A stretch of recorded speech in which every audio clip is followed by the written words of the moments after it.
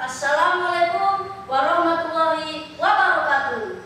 Selamat pagi dan salam sejahtera untuk kita semua.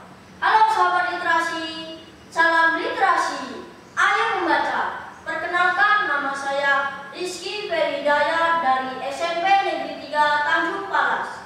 Saya akan bercerita dari cerita rakyat Bulungan dengan tema Monumen Telur Pecah. Cerita ini ditulis oleh Eva Yenita Syam dan cerita ini dilansir di buku Kisah Asuhan Asal-Usul Kerajaan Bulungan.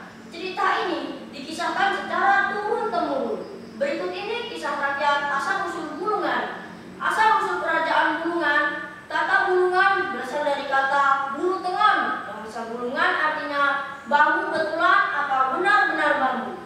Legenda ini berawal dari seorang yang bernama Ku Ani. Lelaki gagah itu bernama Ku Ani. Ia pemimpin suku Dayak Ayan dari Puak Makapan. Ia sosok ternama yang sangat dihormati segenap anggota sukunya. Anggota suku yang dipimpinnya berdiam di tepi Sungai Payan.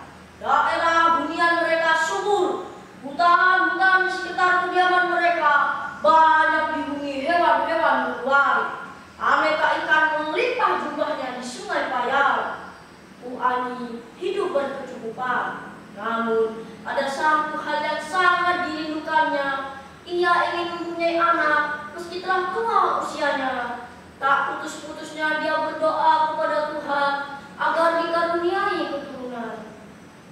Pada suatu hari Ku Ani berburu. Seperti biasanya, anjing kesayangannya diajaknya turut serta. Ku Ani ternama piawai berburu.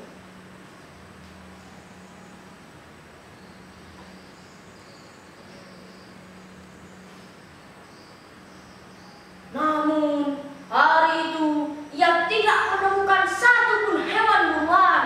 Entah mengapa, padahal hutan yang dijelajahinya banyak dihuni hewan-hewan buruan. Hingga sore tiba, tak kunjung Ku Ani menemukan satupun hewan buruan. Di tengah keheranannya, Ku Ani tiba-tiba mendengar suara keras gongongan anjingnya. Itu bertanda anjingnya melihat sesuatu. Bisa jadi sesuatu itu hewan buruan. Bergegas ia menghampiri. Ia melihat anjingnya menyala pada sesuatu yang terdapat pada serumpun bambu betung. Ia semakin bersiaga dan berhati-hati mendekati rumpun bambu betung itu. Namun bukan hewan buruan yang ia lihat, melainkan seruas bambu betung dan sebutir telur. Telur apa ini? Gumam Ku Ani pada dirinya sendiri. Ia melihat ke sekelilingnya. Tidak dilihatnya siapapun juga di hutan itu. Sejenak menunggu, Ku Ani akhirnya membawa pulang seruas bambu betung dan sebutir telur kembali ke rumahnya. Apa yang kau bawa suamiku? Tanya istri Ku Ani ketika melihat Ku Ani pulang. Aku hanya membawa seruas bambu betung dan sebutir telur. Aku tidak menemukan satupun hewan buruan di hutan. Lalu istri Ku Ani menyimpan seruas bambu betung dan sebutir telur di atas para dapurnya. Malam itu hujan turun deras sekali. Kilat dan petir menggelegar berulang-ulang. Dar, hingga rumah Ku Ani berderak-derak terkena tiupannya. Ku Ani dan istrinya tertidur lelap. Tiba-tiba mereka dikejutkan dengan suara keras tangisan bayi. Mereka serentak terbangun. Mereka sejenak berpandangan. Setelah merasa suara tangisan bayi itu berasal dari dapur rumah mereka, lalu mereka bergegas menuju dapur. Terperanjatlah mereka melihat dua bayi di dapur rumah mereka. Bayi laki-laki berasal dari seruas bambu betung dan bayi perempuan